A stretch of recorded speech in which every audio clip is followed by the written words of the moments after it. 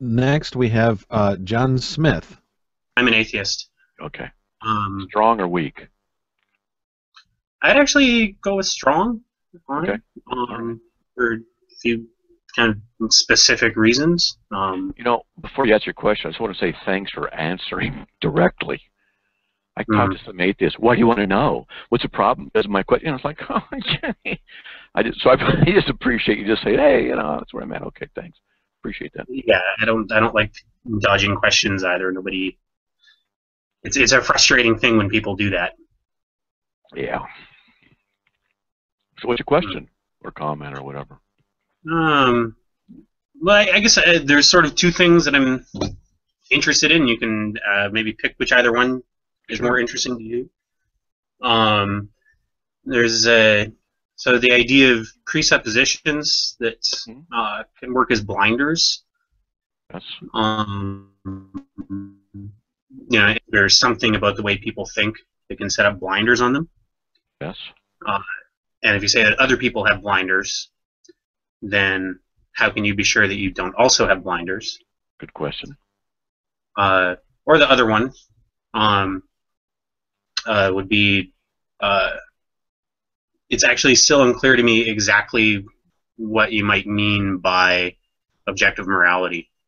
So, I don't know, whichever one is more we want interesting. To talk about. Well, maybe the morality thing's been done to death.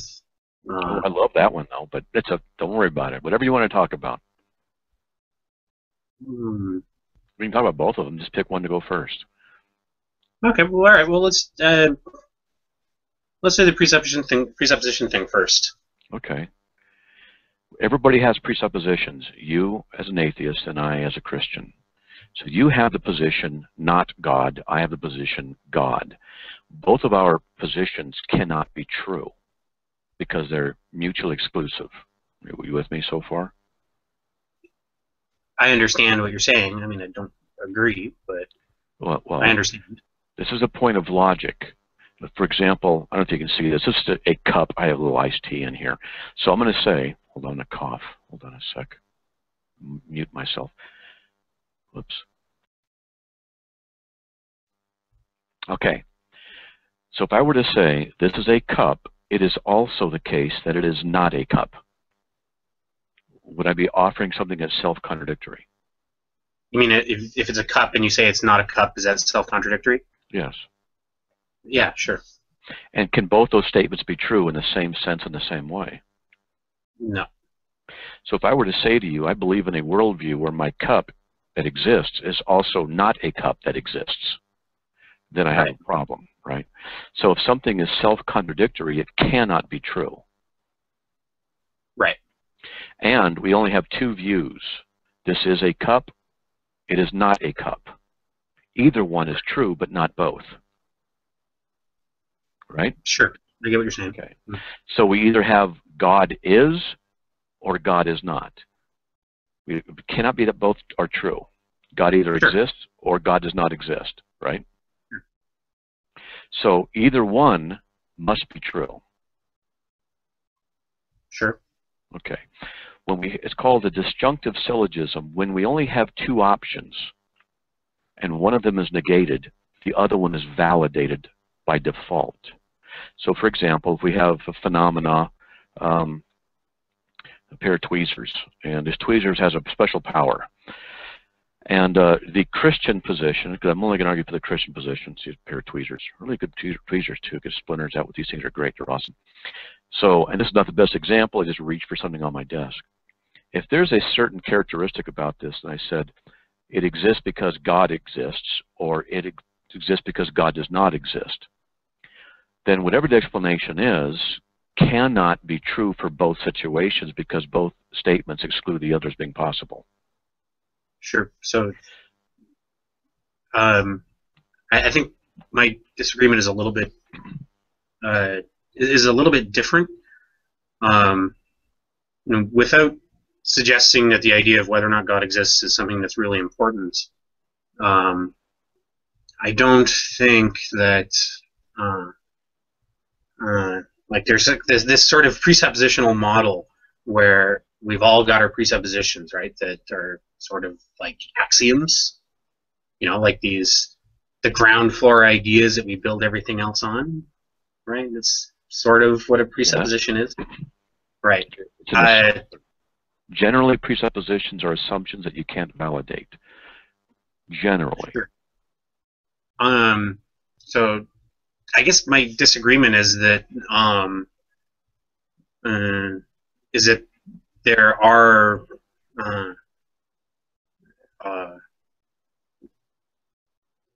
is a human thought doesn't actually work that way. I don't think it begins out of basics, the most basic statements that you can point at and say, here are my presuppositions.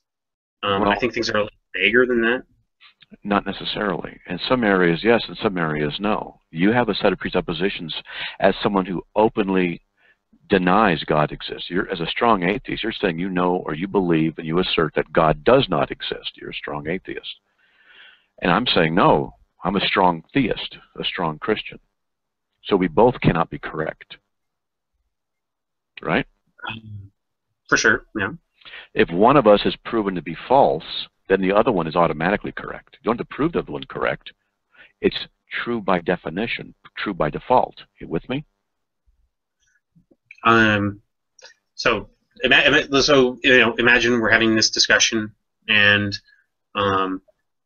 at the end of it, you've defeated all of my arguments for atheism. So let's imagine that just happened.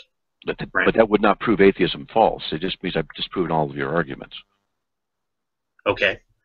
So what is the difference between that, disproving all of my arguments, and proving atheism false? Well, if I could show that the arguments fall into various categories, and all the categories can't explain, then I have defeated atheism. And or if a theistic position can give something an atheist position cannot, then I've demonstrated it. Or if I can show that an atheistic position is self-refuting due to its atheism, then the atheism could not be true. Notice I'm setting you up step by step. Right. I want you to agree that if something is self-refuting, it can't be true. And yeah, this I would agree with. But I mean, again, the difference between showing that what I've said is self-refuting and the difference between the idea that God does not exist is self-refuting. Well, you can't prove that God does not exist. Well, I would say that certain specific properties of God can be proven to not exist. Certain specific properties. Give me one property of the Christian God that can be proven not to exist. Necessity. I don't understand what you mean by necessity. Could not exist. Or could not exist in a different... Because what you're talking about with necessity of the Christian God, you're talking about an internal characteristic. How do you analyze his internal characteristic when he's completely different than what we are, and then prove that he can't have it? Well, I mean, it's the ontological argument, right? The ontological argument. But if you're going to talk about proof, you're presupposing the validity of logic. All right. Well, okay. So you don't use the ontological argument, but that, as far as I'm aware, that is the only argument that tries to show that it is logically impossible for God to not exist. Well, I wouldn't say that that is the case, but I don't use the ontological argument. And I know you don't. But is there a different way of proving that the statement "God does not exist" is internally contradictory? Like I know you would say that I'm an atheist. Sure. I think God doesn't exist. Therefore, I'm going to be inconsistent about morality. I'll be inconsistent about science, etc., etc. But what I'm curious about is the statement "God does not exist" itself self-contradictory. Okay. Yes, let me work with you. The statement "God does not exist," let me ask you, is it a true statement or is it not the case that it's a true statement? How do you know it's true? Oh, God does not exist? So Yeah. specifically the property of necessary God, the property of necessity is not How do is you what I know? mean. But I've already shown you that you don't understand the character and nature of God to be able to establish that necessity is something that's a problem. And you base it on the ontological argument, which I don't use. But I ask you a specific question. How do you know the statement, there is no God, is a true statement that properly comports with actuality? Okay, so just to clarify here, you asked me if I was a strong atheist. The reason I said yes to strong atheism is because I don't believe there is a necessary being.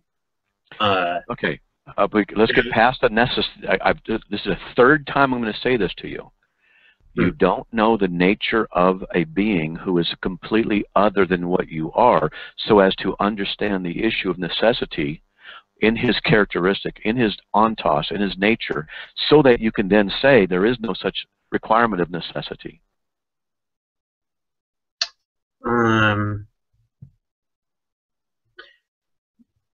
So if there's and you're being self-contradictory. It sounds like you're saying that necessity is something mysterious. Is it necessary? Is it necessary? Okay. How do you know there's no necessity with God? Because the statement God could be different, like completely different from what you think he is, or is hypothetically exists. God could be completely different, is not internally.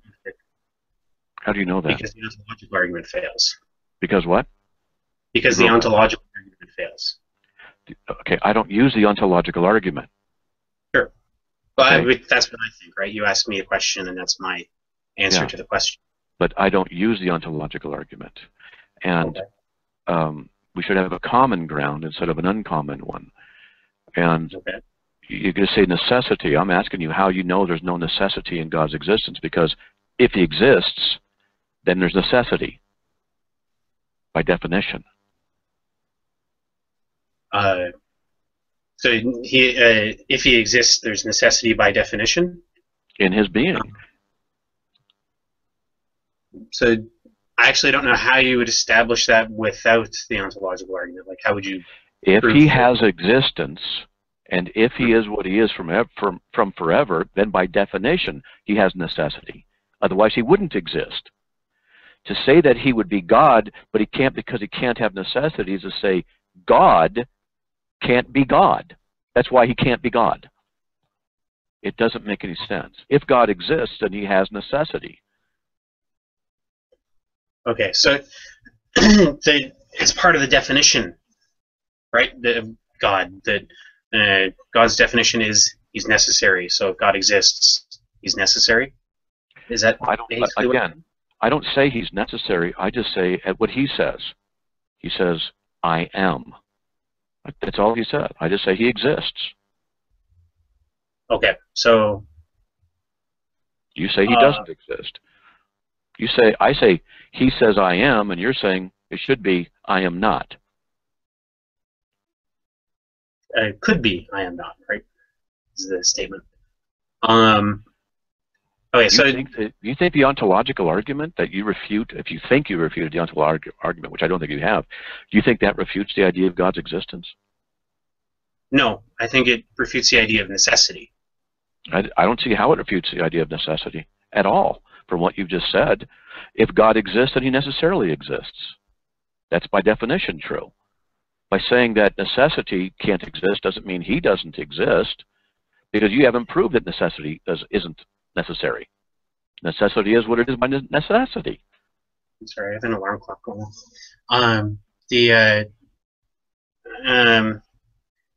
But the way the ontological argument works is by using the definition of God. So I kind of think you are relying on that argument here when you say God is necessary by definition, therefore if God exists, he's necessary. Yeah, I'm presupposing his existence. You're presupposing he does not exist. Okay, so like that statement there is sort of what got us onto this topic in the first place, right? That you're presupposing God exists, and I'm presupposing he doesn't. That's correct. But But so, when I presuppose God exists, things make sense. When you presuppose God does not exist, things don't make sense. but I don't think I've said anything yet that doesn't make sense. Okay. Right? Like, I'm not commenting. it's a fairly even so you don't care about the ontological argument, but No, I don't. yeah, but you can see how it would be a fairly ontological simple train of thought if the ontological argument fails. Then I don't see it as a failure. I just don't like it because there's a little bit too much ambiguity in some of the terms and definitions, and I think it kind of leans a little on begging the question from both sides, and so I don't use that argument. I like something a little more solid. Okay, do you want to? Let me show you. Do you say the statement atheism is true or there is no God? Now, what you're presupposing are the laws of logic in that process. You're saying that you recognize the identity of a concept. You recognize a concept, God. You recognize negation. You're presupposing the idea of what's called the law of identity. Something is what it is and is not what it is not. You're also presupposing the law of non-contradiction because you're offering a statement that is not self-refuting. Let me say self-contradictory. I believe it ultimately is, but the level we're talking about, I understand. Yes. You're just saying that it's a statement that can be examined, like this is my cup. It's a cup, and it's the law of identity is involved. It's also the third law of logic, the law of excluded middle. A statement's either true or false.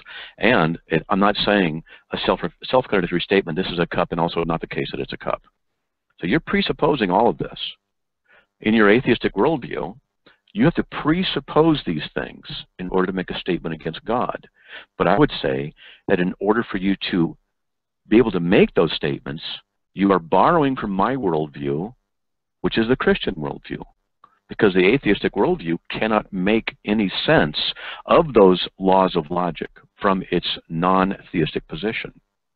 It doesn't make sense from an atheistic position to have them. I actually don't think accounting for logic is that complicated. It's a little bit abstract, but not that complicated. Not what I said. The laws of logic. I didn't say logic. The laws of logic. And difference being? The laws of logic are the foundation upon which logical thought and logical argumentation are built. So you mean excluded middle, non-contradiction? Yes. Is this what you mean by the laws of logic? Yeah. Okay. So I don't think accounting for the laws of logic is like those three, like those main basic ones, is that complicated. Okay, go ahead and account for them. Tell me from your atheistic worldview, how do you account for their universality, their absolute quality, and their conceptual nature? Okay, so universality, conceptual nature, and absoluteness. Okay, so basically I think those things are kind of the limits on our thought. You try to imagine a contradiction, and you can't actually picture one. What you end up doing is making some weird hybrid of A and not A, like a dog can't run and sit at the same time. If you try to imagine that kind of contradiction, then you end up with a dog in a wheelchair dragging itself along. Do you know what I mean? We can't imagine a contradiction. That what that law of logic is, it's the limit of our imagination. It's not what a law of logic is. It's not a limit of an imagination. A law of logic, something is what it is and is not what it is not, is a statement. Therefore, it's an abstraction. It requires a mind. A limit of a limit of imagination is an abstraction. I mean, that is a limit of an imagination. Yeah, we can't imagine a contradiction. Can't imagine one. 5-year-olds can. Okay, so John, right? Yeah. Okay. What you're doing is your boat's running aground here. Okay. The laws of logic are absolute, and what it means is they don't change. They're true. They're universal, and that wherever we are and whenever we are, they're also true. They're also abstractions because they're statements. Statements require a mind, therefore they're abstractions. They're absolute, universal, and they're abstract. Call them abstract entities. They are invariant. They're not dependent upon your mind because your mind and my mind are different. And if you think a law of logic is blue and I think it's green, which is true, if the laws of logic are dependent upon your mind and my mind, we would have no way of determining which was true. They cannot be the properties of the universe because properties are measurable, but you don't measure the laws of logic. Right. They're not dependent upon chemical reactions because chemical reactions don't produce proper logical inference. Right, but I'm not claiming that they're properties of the universe or somehow cultural. Good. Artifact. I'm just showing you that there's several ways that atheists have come to try and explain them, but each one of them does not work. And for you to say limits of imagination is a meaningless statement. But I sort of did give a fairly clear account of what I mean by limits of imagination. That it's not that a contradiction is. Whose imagination, yours or mine? Human imagination. All human imagination? So now you're going to know what all human imagination is so that we can then determine what the laws of logic are? Well, then... So the laws of logic are the product of human imagination? Or the limits of it? So the trick would be to actually point at someone who can imagine a contradiction. Like so if then, someone... So if we were to imagine a contradiction that really was a contradiction, like... This is a cup. It's also the case that it's not a cup, which I've just told you. This is a contradiction. And you've already said something that's contradictory can't be true. So are you trying to assert that in an imagination later on that someone can assert something that's self-refuting and the self-refutation is also true? So when you say it's a cup and also not a cup, you know, it's depending on the context that's in. So like a can of beans. It can simultaneously be a can, and you can put coffee in it and use it as a cup. The example is a little bit. It would not be a can of beans, then, would it? But then there is a sense in which it's both a cup and not a cup. So I said in the same sense, in the same way. If you want to hold on to the idea that, yeah, you can have mutually contradictory statements that are true, then if that's what you want to hold on to, then what I'm going to start doing is start saying things like, thank you, John, for saying that I beat you in every statement. Certainly that's not what I'm saying. Good, because if you were... I'm not attempting to do that. But what I'm saying is that sometimes in order to show a contradiction, you have to add context. You have to add statements. For example, then it's no longer a can of beans. Or, in order to show that something is not a contradiction, to either show there is a real contradiction or show it is not a contradiction, you have to add context. I'll tell you what, why don't we shift to the morality thing, because it's a little more easy to work with. Because I don't want to be condescending, I don't want to be insulting, but John, you're not understanding these issues sufficiently in the very areas of logic that you need to study. I'd recommend that you study these laws of logic and study what they are by nature and essence. Now, I've recommended this. I'm serious. I have a pretty solid handle on that stuff, but okay. I'm sorry, what? I think I do have a pretty solid handle on that stuff, but okay. No, you don't. No, you don't. Because what you're trying to assert is that there's going to be a case where there's a mutually exclusive set of statements that are going to be contradictory yet also true if our imagination increases enough. No, that's not what I'm claiming at all. But we can move on if you like. Yeah.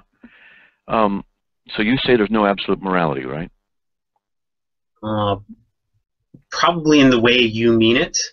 Like when you say absolute morality, what exactly do you mean here? A moral statement that's always true for everyone all the time. Moral statement is always true for everyone all the time. So I think there are sort of moral tautologies, like murder. We can define murder as unacceptable killing.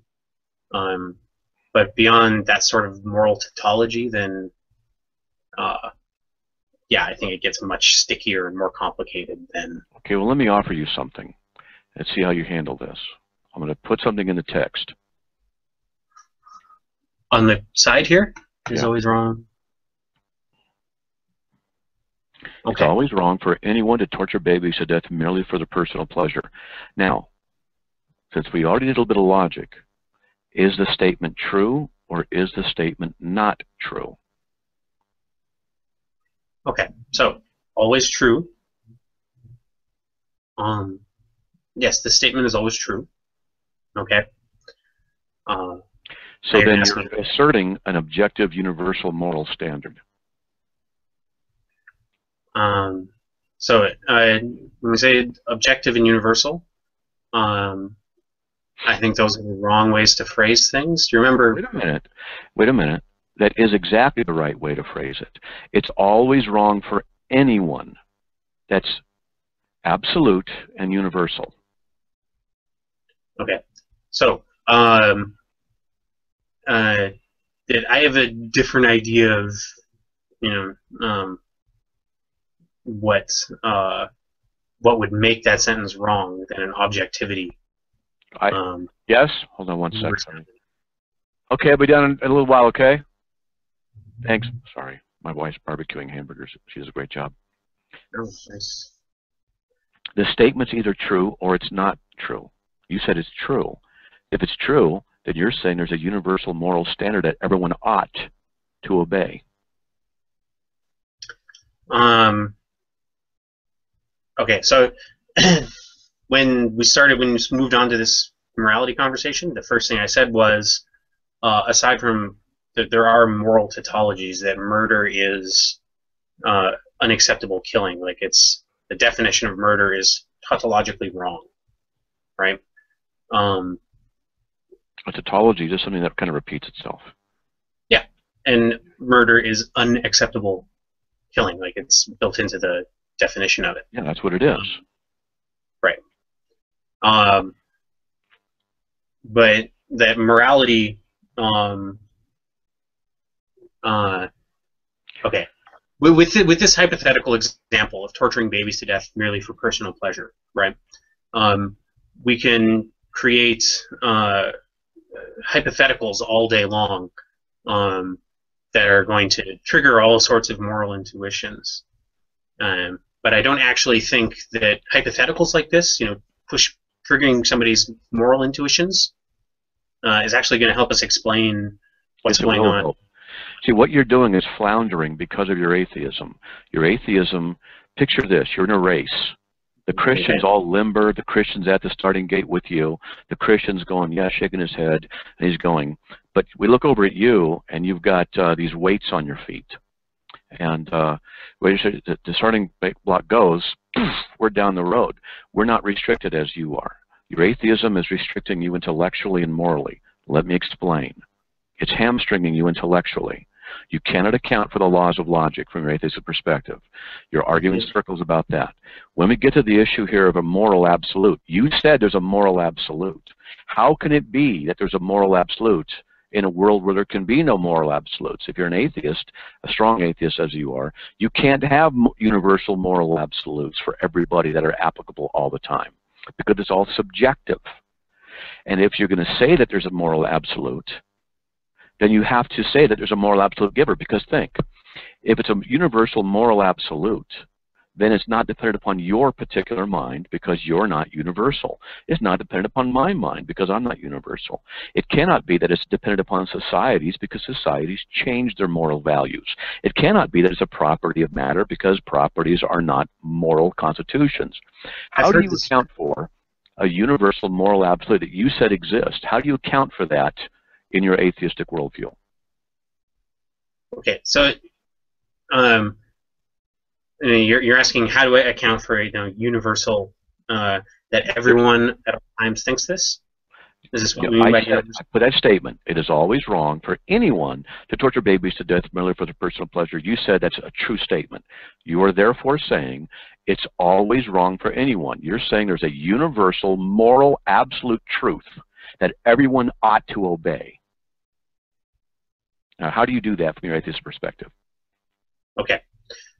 So I think I already explained, specifically in the case of something like murder, that that certain kinds of actions are simply okay. How about this? When we say Old Testament, "Thou shalt not kill," right? There's the distinction between murder and killing, right? That in certain cases it is okay to kill another human being, right? In certain cases, killing a human being is murder. And in certain cases, killing a human being is just a part of war. It's an John, let me interrupt you, John. Could you try to answer the question that Matt Slick asked you? So the clear and distinct answer to the question is that I don't believe in universal and absolute morality. Well, then why did you assert that there is such a thing? So at the beginning of this conversation, I didn't. Yes, you did. I said that the statement's true. I said there are tautologies. You said the statement is true. Because it includes the tautology of murder. No, you said the statement itself is true. Yeah, because it includes. But at the beginning of the conversation, I said murder is tautologically unacceptable. No, you just said that, but the definition is true by definition. The definition's true. That's tautology. That's not this issue. The issue here is, I made a statement, it is always wrong for anyone to torture babies to death merely for personal pleasure, and you said, yes, that's true. And what you want to do is say the reason that's true is because it's tautologist. Yeah, but that's what I said. I said it's tautologist. Yeah, the tautologist. Okay, so let's work with that. So what you're saying is, it's always wrong for anyone to torture babies to death by nature, right?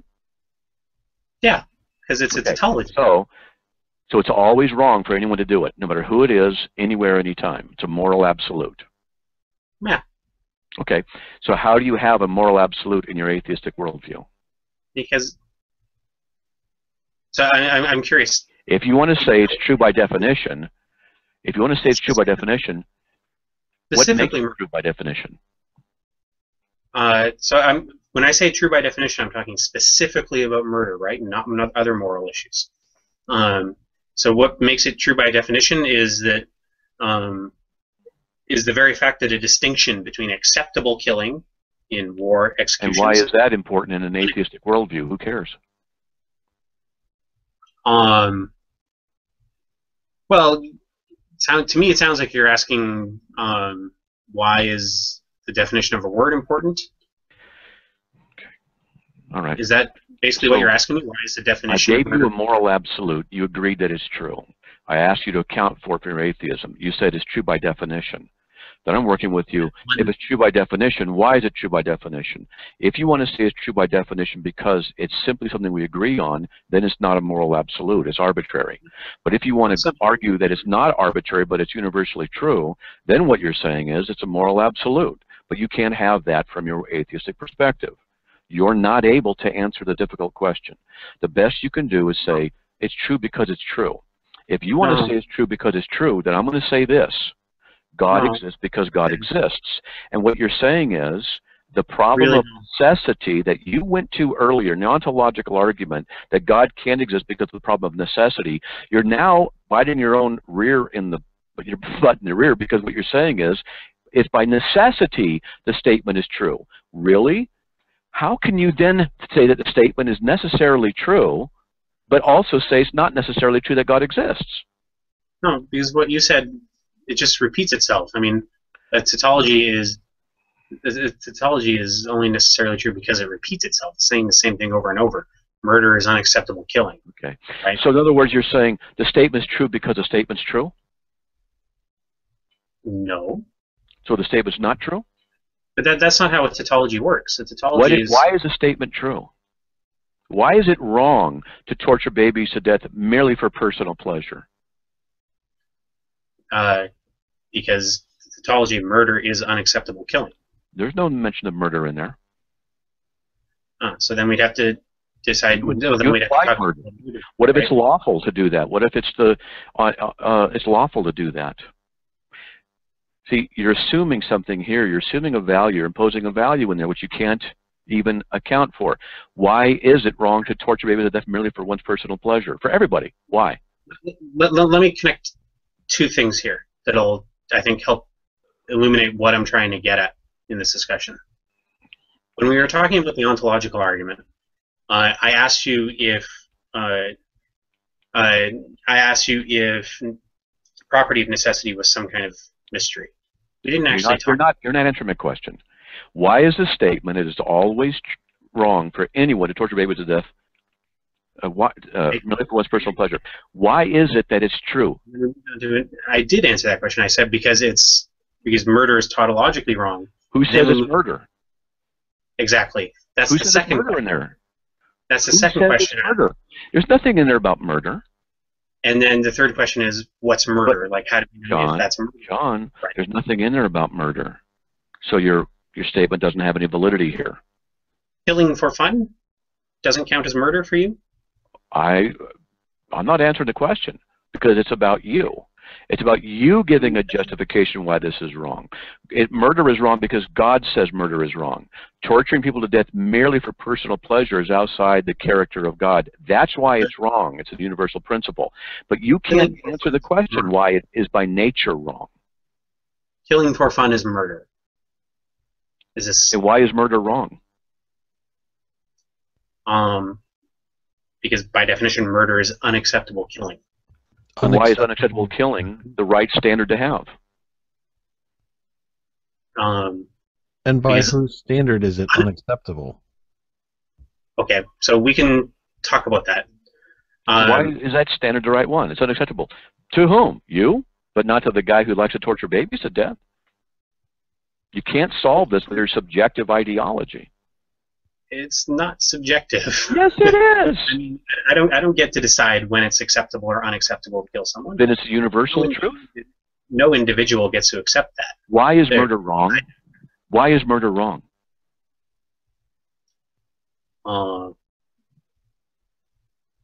Okay. Why is murder wrong? Tell me. Murder is wrong because... I'll leave aside the tautology bit for now. Okay. If you say murder is wrong because murder is wrong, I'm going to say God exists because God exists. Okay. So why is murder wrong? I'll leave aside the tautology. So murder is wrong because of the long list of effects that it has, and we can grant that there's a long list of bad effects here, right? Give me one. Let's work with one, really quickly. The misery that it causes for the family. And why is misery to the family wrong? Okay. Why is it morally wrong?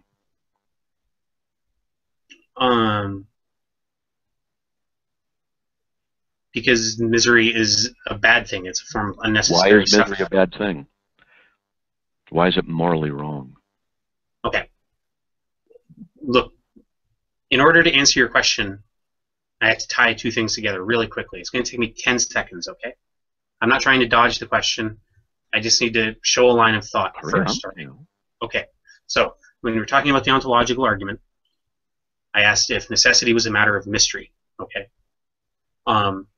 it's just God's apparent necessity is something we can't talk about. There's something mysterious about it. We can't reason about it. Now, we come over here. I think what you're doing is taking the issue of morality and in any one of these cases, that what you want to do is to keep going to an ever higher meta level by asking, what do you mean by that? Why is that? What do you mean by that? Why is that? To an infinite, that train of thought, you can ask those questions infinitely, right? To me. You and this is why your atheism fails you, because you can't answer the question. I can. So you can keep asking the question, and you eventually can't answer it. This is your failure in your atheism. Why is murder wrong? Why is it wrong by nature? I'm sorry, I'm almost done my explanation for my answer. I'm almost done. You said 10 seconds. I know. I'm almost done, really, honestly, though. So, that, okay, I'll just tell you the point here. That I think what you end up doing is you're going to end up having to ground morality in a mystery, something that's finally non-rational. Whereas I think like these discussions about why is it bad, I think these are ongoing discussions that we all need to have with one another. I think the question of why is it bad for someone to be miserable because their mother was murdered, I think that's a discussion we need to have with one another where we look at the effects of it and both short-term. John, it's not a mystery for me. It's a mystery for you.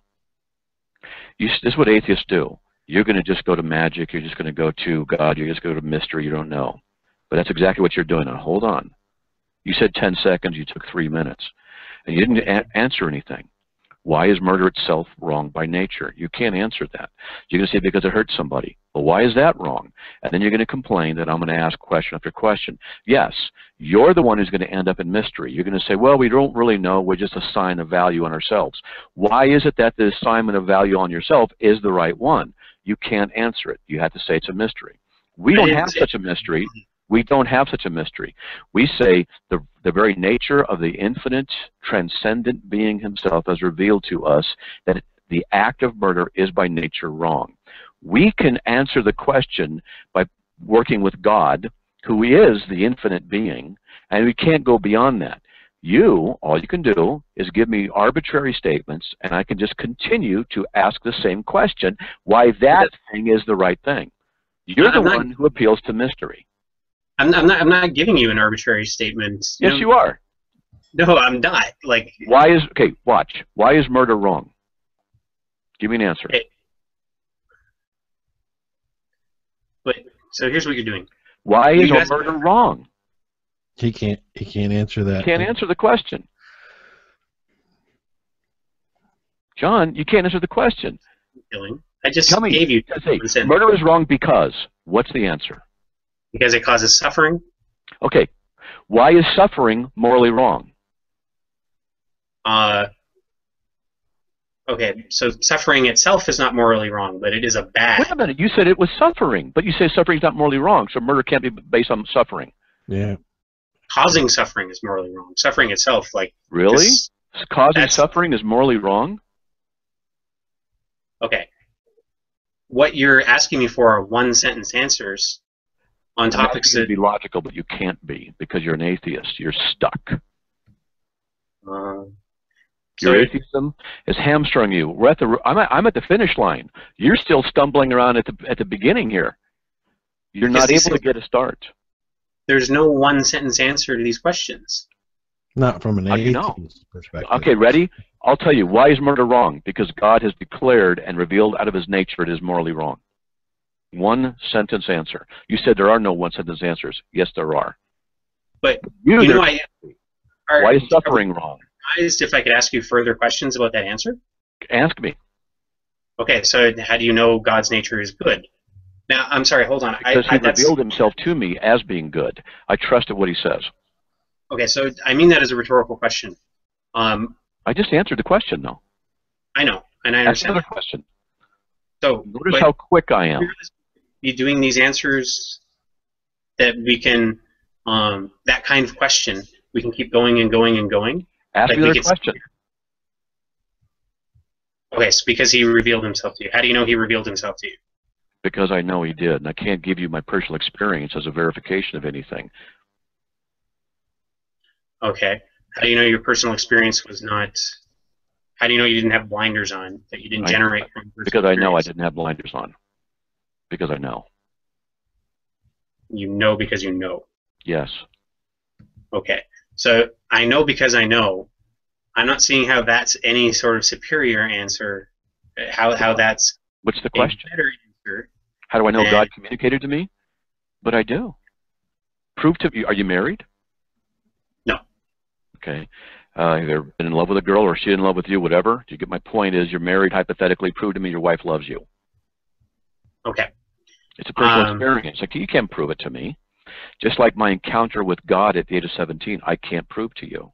You ask me a question, I can give you an answer. Sometimes the answers are rooted in personal experience. There is some subjectivity. But the moral issue of why is murder wrong is because God has revealed it to us. It's wrong because it's against his character and his nature. That's the answer. It stops with God. You don't have any way to justify your answer. So I'm thinking of a discussion I had, a different discussion about God's nature. And the question was, could God's nature change?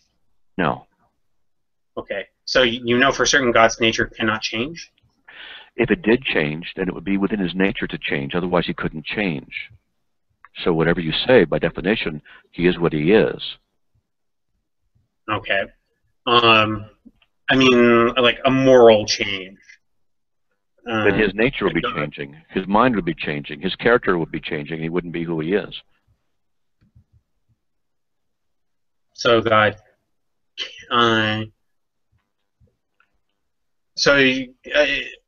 God has to we're have... just going in circles. Maybe there's somebody else who might want to ask some questions, because we're just going in circles. Yeah. And you're not able to really deal with the difficult issues. And what you're trying to do is bail yourself out of this sinking boat. You're bailing in different directions, and you're making nonsense statements now. You're not being logical. It's not me trying to get out on any difficulty. It's just simply that you're not able to say why murder is wrong in order to answer or to justify the statement that it's always wrong for everyone to torture babies to death merely for their personal pleasure. It's a universal moral absolute. You can't have that in an atheist worldview. And to say it's true because it's true, then I can just say God exists because he exists. So your methodology would refute yourself. Yeah, he kept flipping back and forth. Going in circles. He abandoned his strong atheism real quick. As soon as you asked him to justify it. Yeah, he can't. It just shows you the mind of the atheist, because of the nature of the noetic effect of sin, the effect of sin upon the mind. Then you can see that he's swimming for an answer, How do I answer this? Well, it's true. Why? Because it's true. Because we define it as being true, murder. But there's nothing in there about murder.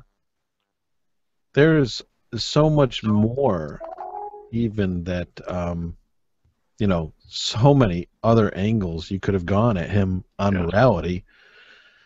You know, Stay focused. But yeah,